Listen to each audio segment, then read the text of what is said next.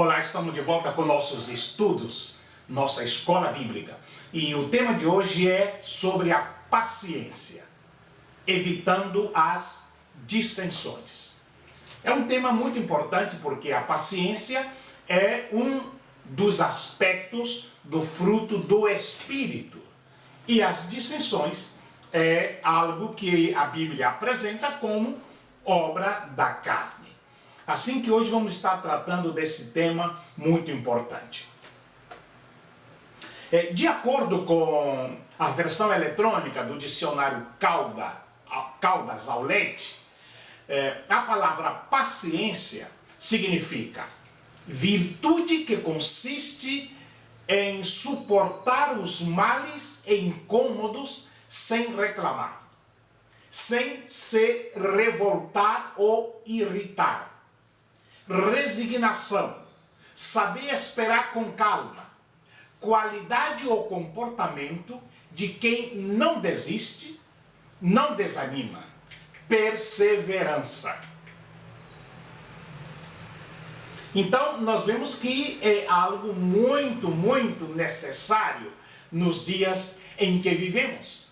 Porque calma é algo muito raro nesse início do século XXI. Especialmente nas mais populosas cidades de nosso país e de qualquer país do mundo. É exatamente o contrário da prática habitual no trânsito, nos conflitos conjugais, nas relações interpessoais em geral, em tudo. E até mesmo na vida de alguns cristãos, a paciência é uma atitude quase que em desuso. Eu digo sempre que é fácil não desistir, nem desanimar, quando as circunstâncias da vida são boas, são favoráveis. Contudo, muitas pessoas vêm paulatinamente irritando-se com facilidade. Isso em qualquer situação adversa. Uma situação ruim no trânsito, ainda que corriqueira, causa às vezes revolta, brigas e até mortes. Algo desagradável no ambiente de trabalho, às vezes provoca reclamação, insatisfação, mal-estar. O apóstolo Paulo, em Romanos capítulo 5, do versículo 3 ao versículo 5, ele diz: E não somente isto, mas também nos gloriamos nas tribulações, sabendo que a tribulação produz a paciência, e a paciência a experiência, e a experiência a esperança. E a esperança não traz confusão, porque o amor de Deus está derramado em nossos corações pelo Espírito Santo que nos foi dado. Aí vem a questão para aqueles que se dizem cristãos. O cristão, a paciência e sua relação para com Deus. A nossa paciência, ela depende da qualidade de nossa relação pessoal com Deus. A Bíblia diz em Apocalipse capítulo 14, versículo 12, que aqui está a perseverança dos santos, daqueles que guardam os mandamentos de Deus e a fé em Jesus. Sem paciência não existe perseverança. Os cristãos devem ser pacientes uns com os outros. A Bíblia nos diz em Efésios, no capítulo 4, no versículo 2, com toda humildade e mansidão, com longanimidade, suportando-vos uns aos outros em amor. Hoje nós temos algumas coisas que foram criadas para agirmos sem paciência. Por exemplo, micro-ondas, o forno micro-ondas, o celular, que podemos nos comunicar com pessoas em questão de segundos em qualquer lugar do mundo, a internet e muitas outras coisas. Assim que, quando tudo está indo do jeito que queremos, é fácil demonstrar paciência. O verdadeiro teste de paciência aparece quando nossos direitos são violados. Quando o carro esporte nos corta no trânsito. Quando um grupo de adolescentes estão se comportando de forma inadequada. Quando o nosso colega de trabalho ridiculariza a nossa fé. Então, nesses casos, algumas pessoas acham que têm o direito de ficar chateado porque enfrentam irritação e provocação. A Bíblia fala de paciência como um fruto do Espírito.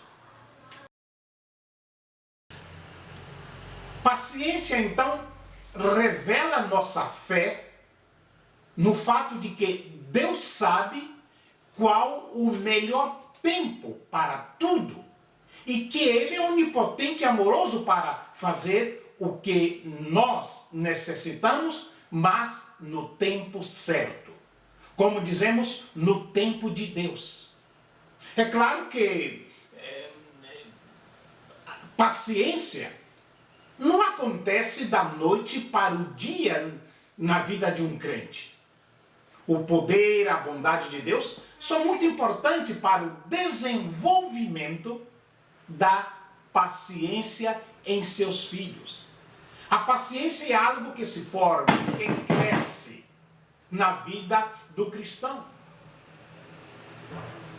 Em Colossenses, no capítulo 1, versículo 11, nos diz que somos fortalecidos, segundo a força da sua glória, em toda paciência e longanimidade com gozo. Enquanto que, quando observamos Tiago, no capítulo 1, dos versículos 3 e o versículo 4, nos encoraja a saber que provações na vida do cristão são formas que Deus usa para aperfeiçoar nossa paciência.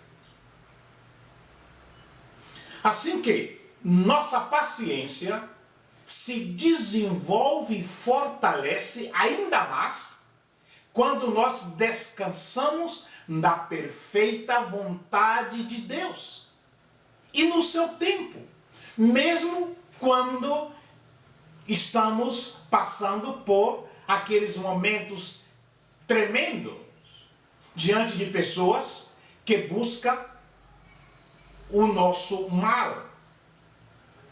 O Salmo 37, o verso 7 diz: descansa no Senhor e espera nele. Não te indigne por causa daquele que prospera em seu caminho, por causa do homem que executa astutos intentos. Por quê? Porque no fim das contas, nossa paciência será recompensada. Eu gosto desse texto de Tiago, no capítulo 5, os versículos 7 e 8, que ele diz: sede, pois, irmãos, paciente até a vinda do Senhor. Eis que o lavrador espera o precioso fruto da terra, aguardando-o com paciência, até que receba a chuva temporã e serôdia. Sede vós também pacientes, fortalecei os vossos corações, porque já a vinda do Senhor está próxima. E o profeta Jeremias, em Lamentações, no capítulo 3, versículo 25, ele escreve: bom é o Senhor para os que esperam por ele, para a alma que o busca. Assim que a paciência nos ajuda a atingirmos nossos objetivos. Diz a Bíblia que eis que temos por felizes os que perseveram firmes. Tendes ouvido a paciência de Jó e vistes o fim que o Senhor lhe deu? Isso mesmo Tiago, no capítulo 5, no versículo 11. Eu creio que o maior exemplo bíblico de paciência foi Jó. A paciência dele fez o Senhor abençoá-lo, para que ele pudesse atingir o seu objetivo. Nós podemos até querer debater o assunto. Ser paciente, você está louco, eu tenho pressa, tenho pouco tempo, as circunstâncias não são muito favoráveis. Tudo isso pode vir à nossa mente. Mas, quando somos pacientes, nós adotamos uma visão de longo prazo. A paciência nos faz ter poder de persuasão para vermos importantes decisões mudarem. Todos aqueles que desejam alcançar os seus objetivos devem ser pacientes. Devemos considerar alguns textos bíblicos que abordam esse tema. Um deles é o livro de Romanos, no capítulo 8, no versículo 25, que diz: mas se esperamos o que não vemos, com paciência o aguardamos. Porque senão vamos cair no outro lado, a impaciência. Nós temos o exemplo de Abraão e Sara. Deus havia prometido a Abraão que ele teria descendentes tão numerosos quanto as estrelas dos céus. Isso em Gênesis, no capítulo 15. Isso, apesar do fato de que Abraão e sua esposa Sara eram incapazes de ter filhos, estavam velhos demais para ter filhos no momento da promessa. Entretanto, sabemos que Abraão creu em Deus. E Deus o recompensa. Apesar desse fato, da promessa de Deus, de crer em Deus, sabemos o que aconteceu. Porque Deus, reforçando a promessa ao longo dos anos, fez com que Sara tivesse as suas dúvidas. Passaram-se muitos anos, não foi cumprida a promessa, e Sara estava cada vez mais velha. Então ela sugeriu a Abraão que tivesse um filho com a sua serva Agar. E Abraão aceitou o conselho, e o resultado desse relacionamento de Abraão com Agar foi o nascimento de Ismael. Então, vemos que muitos anos depois é que essa promessa de Deus foi cumprida. Quando Abraão já tinha 100 anos de idade, Sara tinha 99 anos. Aí que a promessa se cumpre com o nascimento de Isaac através de Sara. Isaac, então, ele era o filho da promessa, não Ismael. E isso, o nascimento de Ismael, causou conflitos no lar, porque a herança de Abraão foram para Isaac. E as consequências desta precipitação continuam até o dia de hoje. Isso através dos descendentes de Ismael, que são os árabes, e os descendentes de Isaac, que são os judeus. Eles continuam até hoje a lutar sobre quem deve possuir a terra na região da Palestina. Consequência da impaciência. Nós temos o exemplo de Jó, que já mencionamos, que foi provavelmente o mais conhecido como uma pessoa de paciência e fé na Bíblia. Na verdade, o ditado paciência de Jó ou fé de Jó é muito comum se ouvir em alguns círculos quando se fala de alguém com paciência e fé.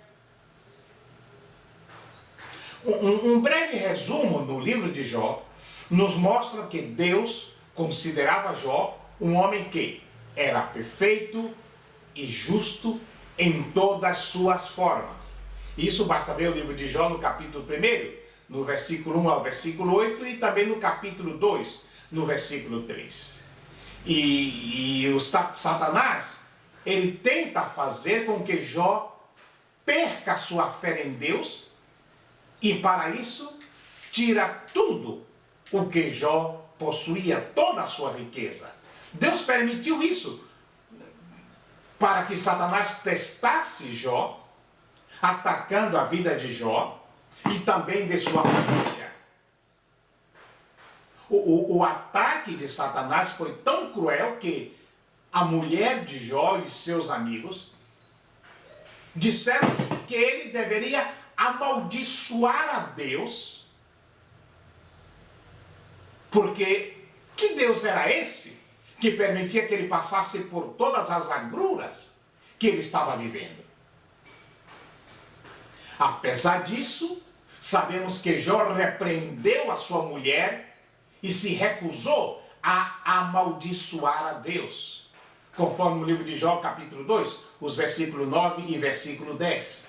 Jó teve paciência, acreditou em Deus e Deus abençoou abundantemente Jó. Temos o exemplo do agricultor, que é um exemplo muito clássico que já lemos no livro de Tiago. O apóstolo Paulo, na unção do Espírito Santo, quando ele escreve a Timóteo sobre a espera, ele exemplifica com o agricultor. A respeito da delicadeza, ele usa o atleta como exemplo. Sobre a entrega, seu exemplo é o soldado. E faz observações tão importantes e nos ensina que precisamos abraçar, vivenciar e praticar essas coisas.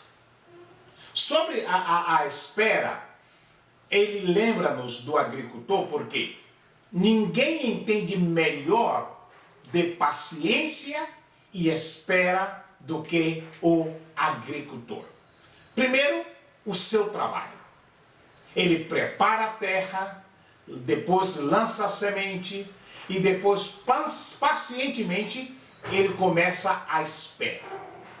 O sol, a chuva, o crescimento, o tempo da colheita.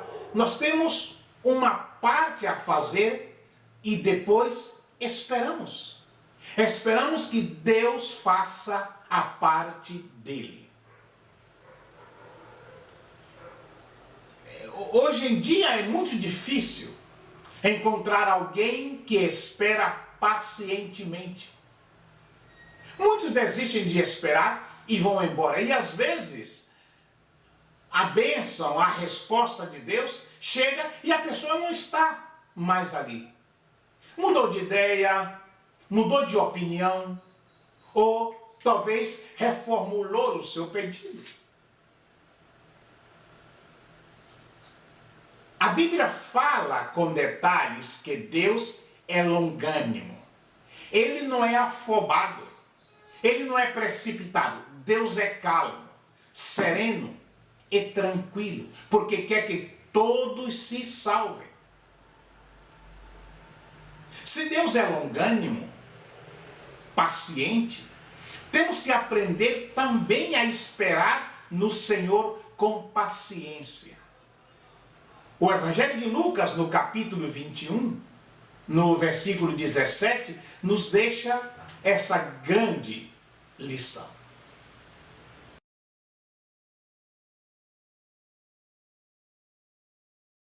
Dissensões no corpo de Cristo. Nós falamos sobre paciência e tem algo que é comum quando não tem paciência, que são as dissensões, os desencontros. Em 1 Coríntios, no capítulo 1, o versículo 11 diz: porque a respeito de vós, irmãos meus, me foi comunicado pelos da família de Cloé que há contendas entre vós. Dissensões, discórdias e divergências se encontram em todos os segmentos da sociedade. Elas acontecem pelas diferenças que existem nos indivíduos. As pessoas são diferentes em número, gênero e grau. Mesmo assim, nós temos a possibilidade de nos relacionar bem uns com os outros, embora isso dependa de outros fatores, bem como o reconhecimento de valores sociais. O ser humano é o único que não consegue viver em sociedade sem conflitos, pois os problemas estão presentes em lugares que jamais pensamos que houvesse, inclusive na igreja. O apóstolo Paulo recebeu informações que na igreja de Corinto havia algumas questões que necessitavam serem resolvidas, inclusive grupos de cristãos que estavam disputando liderança na igreja. E o que nós notamos é que o espírito mundano é o que causa as dissensões na igreja. Quando Paulo escreve aos Coríntios, no capítulo 3, no versículo 1 até o versículo 3, ele diz: e eu, irmãos, não vos pude falar como a espirituais, mas como a carnais, como a meninos em Cristo. Com leite vos criei, e não com manjar, porque ainda não podeis, nem tampouco ainda agora podeis, porque ainda sois carnais. Pois havendo entre vós inveja, contendas e dissensões, não sois porventura carnais, e não andais segundo os homens? Parece um pouco forte a linguagem paulina aqui no capítulo 3 aos Colossenses. Mas o que nós notamos aqui é que nesta revelação dada por Paulo aos irmãos de Corinto, não faltava ali nenhum dom. Havia pessoas que tinham vários dons espirituais. Entretanto, tinham pessoas que ainda eram carnais, que ainda estavam andando segundo o mundo. E isso tudo estava acontecendo na igreja em Corinto, que foi edificada na rocha. Uma igreja onde Paulo foi o arquiteto, onde Paulo ministrou o verdadeiro evangelho. Mas Paulo não ficou calado. ele mostrou na cara deles os seus erros. Ele não falou assim, bem, eu vou deixar com Deus e com o tempo as coisas vão se arrumar. Bem, eu vou deixar nas mãos de Deus. Paulo não fez isso. Paulo, ele mostra, segundo a palavra, o caminho para que as dissensões, as discórdias, os desencontros terminassem em paz. E por isso é que nós notamos nas igrejas hoje as divisões.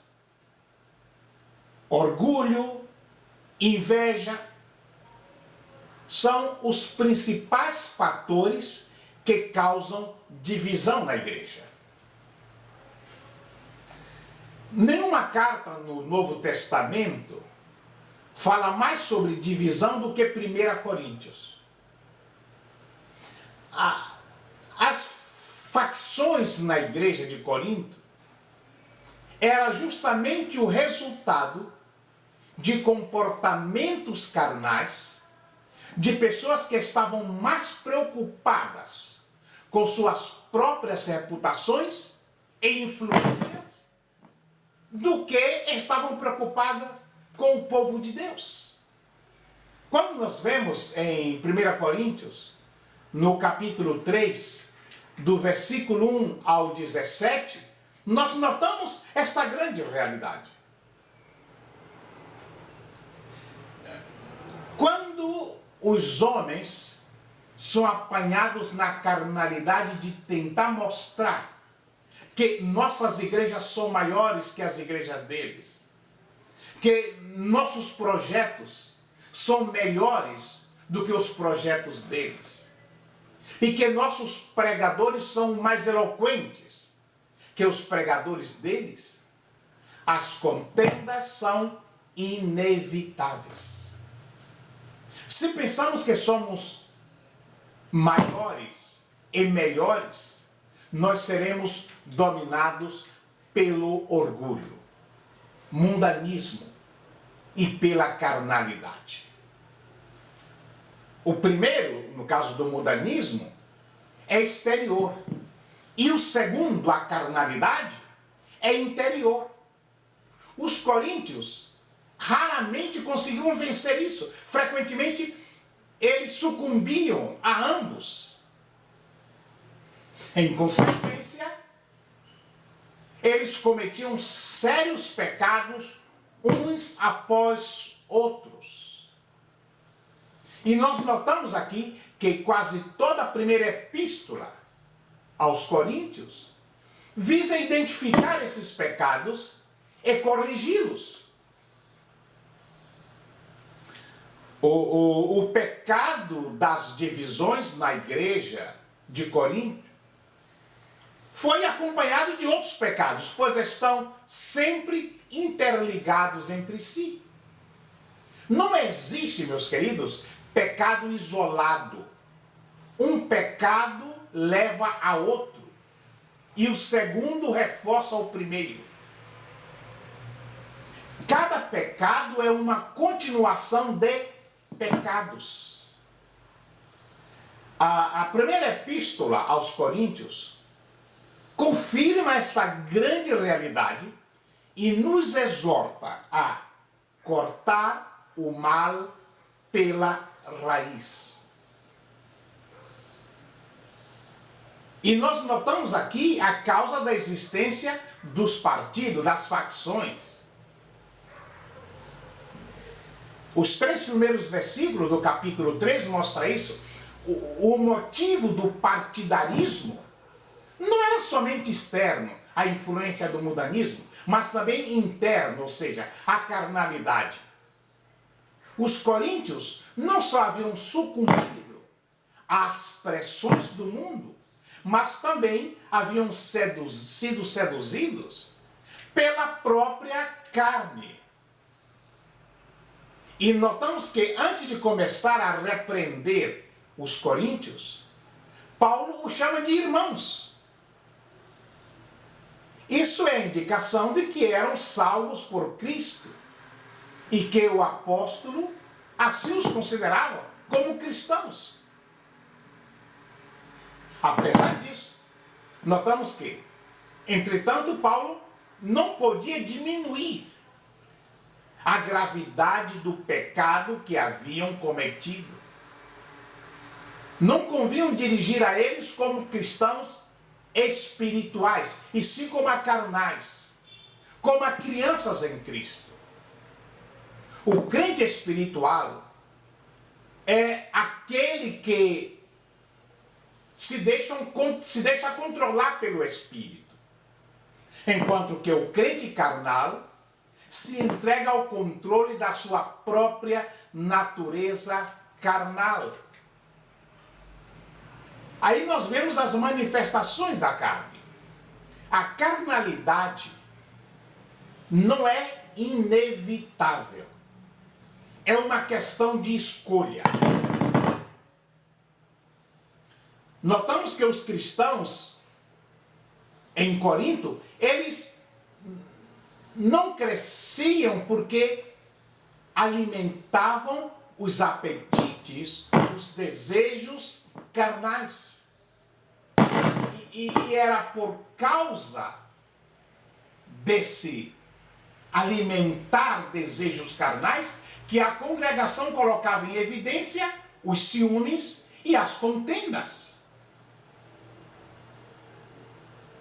O ciúme, meus queridos, é a atitude ou a condição emocional interna.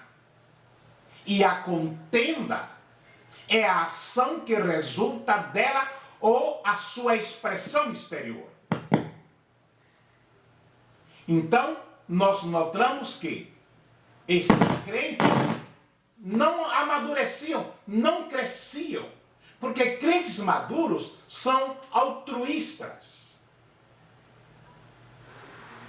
E essas duas manifestações que encontramos em Corinto são sintomas carnais destrutivos e que causavam divisão na igreja. Paulo escreve aos Romanos no capítulo 15, os 2 primeiros versículos, ele diz: mas nós, que somos fortes, devemos suportar as fraquezas dos fracos e não agradar a nós mesmos, porque cada um de nós agrada ao seu próximo no que é bom para edificação. Nós queremos concluir dizendo que temos na Bíblia alguns exemplos de pessoas que estiveram bem próximas de perder uma grande bênção de Deus, porque essas pessoas se desesperaram. Moisés, Naamã, Jonas, Tiago, João. Davi é um exemplo diferente. A sua vida estava falida publicamente, mas em seu coração ele continuava esperando no Senhor. Nós precisamos esperar no Senhor até que Ele se incline para nós e ouça o nosso clamor. Necessitamos ser longânimos. Quando o salmista disse: esperei com paciência no Senhor, e Ele ouviu o meu clamor. Ele se inclinou para mim. É uma lição para todos nós, nesse século de agitação, nesse século de impaciência. Necessitamos aprender a esperar no Senhor. Que Deus nos abençoe.